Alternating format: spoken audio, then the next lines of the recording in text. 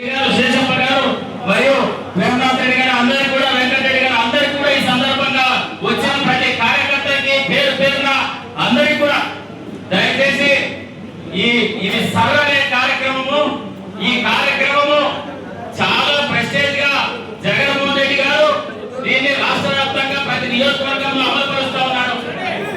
సభ అనేది స్పెషల్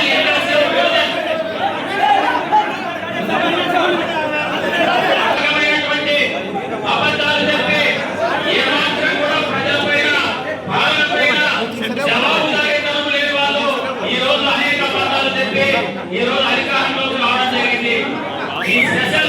ఈ special intensive revision అంటే ప్రత్యేకమైనటువంటి ఓటర్లకు సంబంధించినటువంటి ఒక సవరణ అంటే 15 లేదంటే 3 దఫాలు 4 దఫాలు ఎన్నికలైన తర్వాత సాధారణ ఎన్నికలైన తర్వాత జరిగేటటువంటి కేంద్ర ఎన్నికల సంఘం ఆధ్వర్యంలో జరిగేటటువంటి ఈ ప్రక్రియను ఈ రోజు 6వ నియోజకవర్గంలో మనమంతా చేసుకుంటున్నాం. ఎందుకంటే ఈ ప్రక్రియ అనేది ఈ ఎన్నికల సంఘం చేస్తున్నది ఏదైనా ఎందుకంటే 10-15 ఏళ్ల క్రితం రివిజన్ జరిగింది, 20 ఏళ్ల క్రితం ఇప్పుడు రివిజన్ జరుగుతూ ఉంది. అయితే చనిపోయిన ఓటర్లు కానీ కొత్తగా చేర్చుకునే ఓటర్లు కానీ అట్లా అని చెప్పి ప్రతి ఒక్క ఓటరు గుర్తింపు కార్డులతో ఆధార్ కార్డులతో ప్రతిదీ కూడా మీరు సబ్మిషన్ చేయాల్సి ఉంటుంది. అంటే ఇప్పుడు మనమంతా ఓట్లున్నాయి కదా, మన ఓట్లు ఎక్కడికి పోవు అని అనుకోవద్దండి. ఎందుకంటే 2 రాష్ట్రాల్లో జరిగిన ఎన్నికల్లో వెస్ట్ బెంగాల్ కానీ తమిళనాడులో కానీ దాదాపు 90 లక్షలు మరి వెస్ట్ బెంగాల్లో ఎత్తేస్తే 71 లక్షల ఓట్లు తమిళనాడులో ఎత్తేశారు.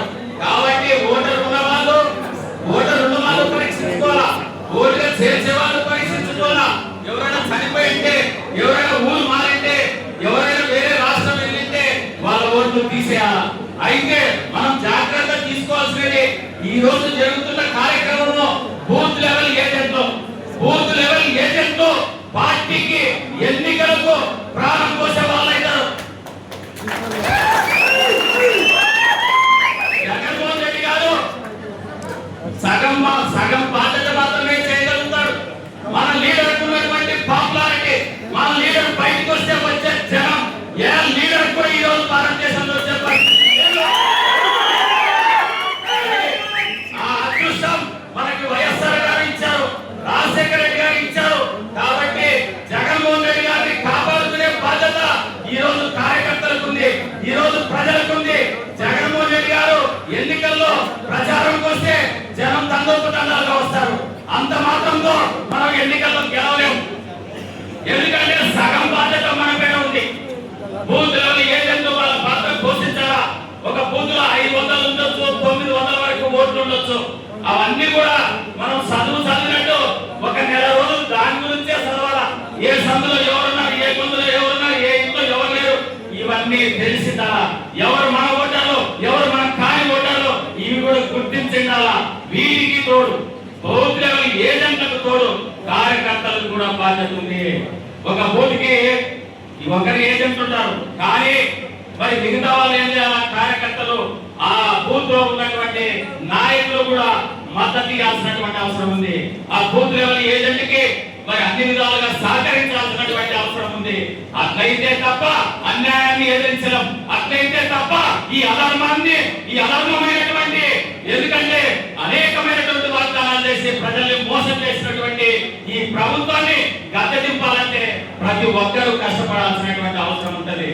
ఎందుకంటే ఈ రోజు ఇన్స్టెంట్ గా ఎన్నికలు వస్తే ఇన్స్టెంట్ గా చేరే వాళ్ళు ఉంటారు పార్టీలో.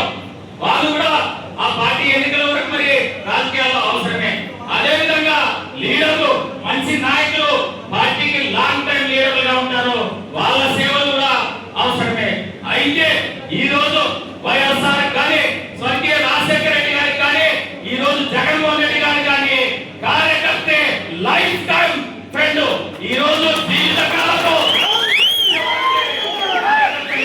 ఎందుకంటే నాయకులు పార్టీ మారచ్చు, నాయకులు ఎక్కడికైనా పోవచ్చు, కార్యకర్త మాత్రం ఏ పరిస్థితుల్లో కష్టం వచ్చినా నష్టం వచ్చినా ఏ విధమైనటువంటి లాభం వచ్చినా నష్టం వచ్చినా కార్యకర్త అంత భరించి జగన్మోహన్ రెడ్డి గారికి ఈ రోజు నిలబడ్డారు కాబట్టి అవతల 3 పార్టీలు ఏకమైన భయపడి కోరుకుంటా ఉన్నారు. ఏదైతే జగన్మోహన్ రెడ్డి గారు 2019లో అధికారంలోకి వచ్చిన తర్వాత ఇచ్చిన ప్రతి హామీని, మేనిఫెస్టోలో చెప్పిన ప్రతి హామీని అమలు చేసిన తర్వాతనే ఎన్నికలు పెట్టారు. సర్పంచ్ ఎన్నికలు కానీ, మరి ఎంపీటీసీ జెడ్పీటీసీ ఎన్నికలు కానీ, మున్సిపల్ ఎన్నికలు కానీ ఒక బాధ్యత కలిసిన నాయకుడు, ఒక బాధ్యత కలిసిన ఈ రాష్ట్రానికి 2 తెలుగు రాష్ట్రాలకి మేలు చేసిన, సేవలు చేసిన రాజశేఖర రెడ్డి కొడుకు కాబట్టి అన్ని మేనిఫెస్టోలో చెప్పినవన్నీ సంవత్సరం లోపల పూర్తి చేసి ఎన్నికలకు వచ్చాడు. ఆ ఎన్నికల్లో మీరు అస్త్ర సన్యాసం చేసి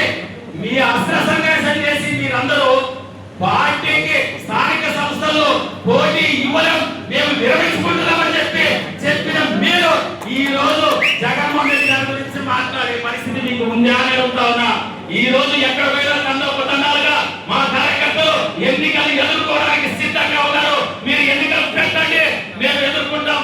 మా కార్యకర్తలు సర్పంచులుగా, ఎంపీటీసీలుగా, జెడ్పీటీసీలుగా, మరి కౌన్సిలర్లుగా, కార్పొరేటర్లుగా ఎన్నికై తీరుతారు.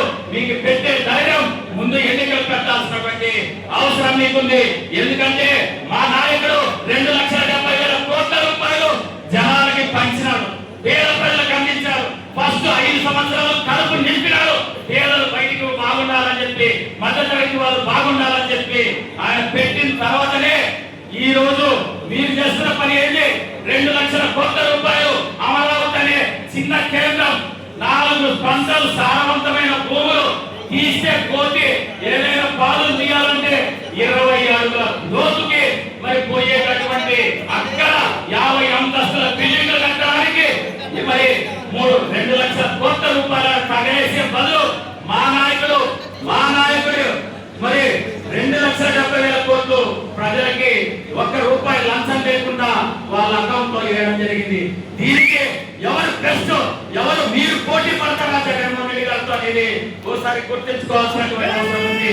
ఏదైతే మా జగన్, ఏదైతే మాది కొత్తల పార్టీ అంట, మీరు చేసినటువంటి అరాచకాలు, మీరు చేసినటువంటి మరి తుపాకులు, మీరు చేసినటువంటి విద్యుత్తు సమస్యలపై బసీబాగ్లో, హైదరాబాద్ లో మరి జనాలు సమ్మె చేస్తా ఉంటే, ధర్నా చేస్తా ఉంటే నిర్దాక్షిణ్యంగా కాల్చింది మీరు కదా. ఈ రోజు మా పార్టీ పేదల పార్టీ, మా పార్టీ మరి అన్యాయానికి ఎదిరించే పార్టీ, న్యాయం వైపు, ధర్మం వైపు నిలబడే మా నాయకుడు ఈ రోజు జగన్ సూచించింది. ఎందుకంటే మీరు అనవసరంగా రైతుల విషయం చూడకుండా, గ్రామాల్లో రైతులకి సాగునీరు లేదు, తాగునీరు లేదు, ఈ పరిస్థితులు చూడకుండా మీరు ఈ రోజు అమరావతి కోసం 2,00,000 కోట్లు ఖర్చు పెట్టొద్దండి. దాంట్లో 10% చాలు. మామూలుగా మచిలీపట్నం, విజయవాడ, గుంటూరు కలిపి హైవే ఎమ్మడి మేము రాజధాని నిర్మించండి. మేము సలహా ఇస్తున్నా, ఒక ప్రతిపక్ష నాయకునిగా, ఒక మాజీ ముఖ్యమంత్రిగా నేను సలహా ఇస్తున్నా. మావి గన్లో జగన్ అనే పేరు ఉంటే మీరు ఇంకో పేరు పెట్టుకోండి. కానీ దీన్ని అభివృద్ధి చేస్తే మనకి ఇంకా 1,80,000 కోట్లు మిగులుతాయి. కాబట్టి రాష్ట్రం అభివృద్ధి చెందుతుంది అని చెప్పి ఆశించి ఎంతో ముందు చూపుతో జగన్మోహన్ రెడ్డి గారు చెప్తే దాన్ని అవహేళనగా ఈ రోజు మీరు చూస్తున్నారు. మీరు ఆ పరిస్థితిని చూసి ఈ రోజు మనం గమనించాలి.